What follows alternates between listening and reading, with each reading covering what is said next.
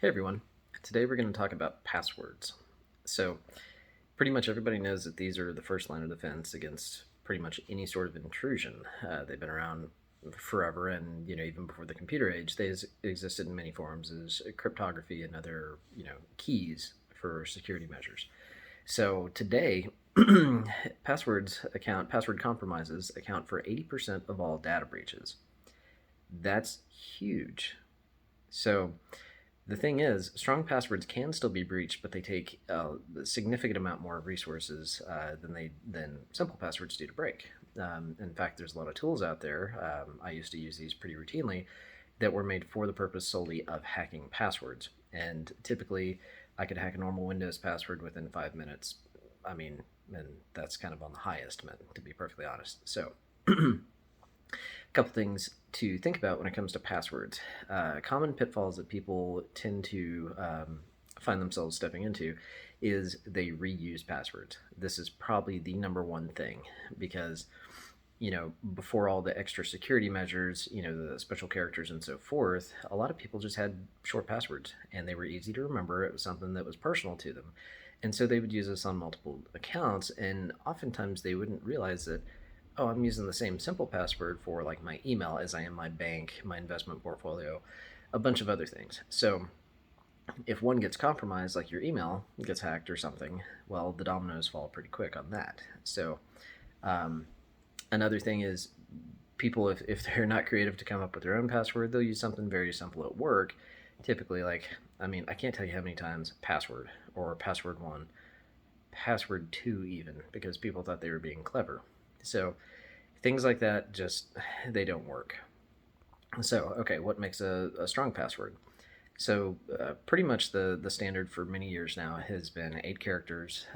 You need an uppercase, you need a lowercase, you need a number, you need a special character, some mix of these. You typically can't put things in sequence, like you can't do 1, 2, 3 or A. And the goal is to not put words, for example, like dictionary words. And so eventually people decided, well, I really want this word in here, and they started replacing numbers with letters and special characters. Okay, that's fun and good and all, but it's still, it's there are measures to hack that. Like I could hack that Windows password with all those criteria met very, very quickly.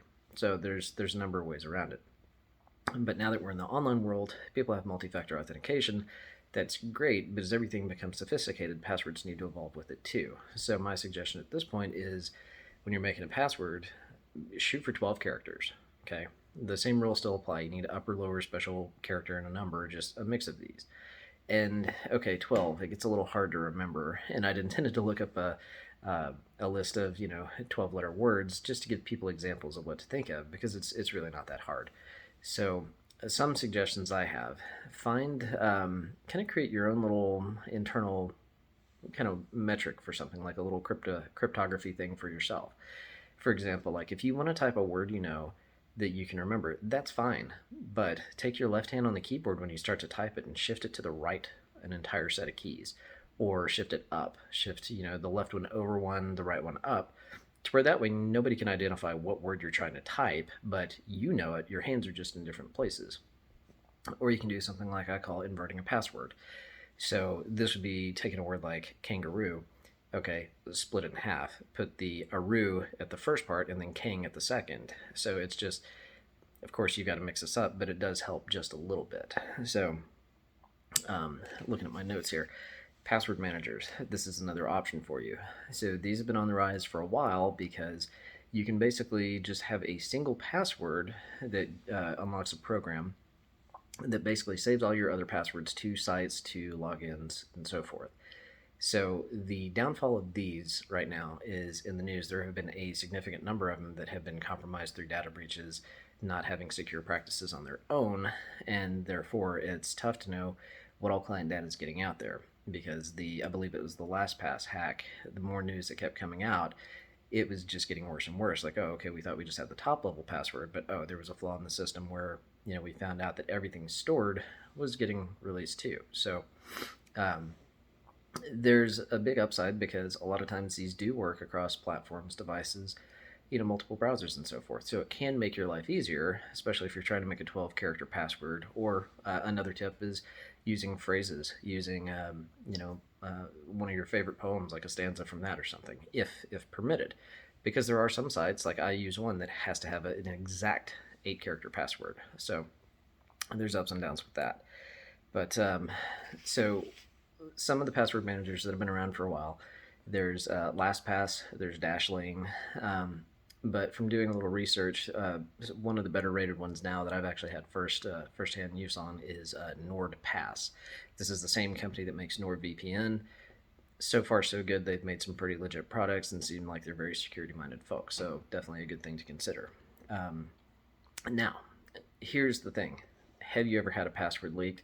Have you ever had a password, or been reused on an account where one's compromised and you haven't thought about the other? Well, there's a site that I linked in my phishing video. It's called Haveibeenpwned.com, PWNED. It's gamer speak.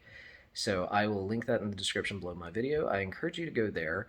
You can type in just a password. You don't have to type it with an account. Obviously, this is not a scam. Just to let you know, has this password ever been found on their database? There's some other sites like this, and as I research those and trust these, I will post them as well. So anyway, I hope this helps. Please let me know if you have any comments or questions, and have a great one.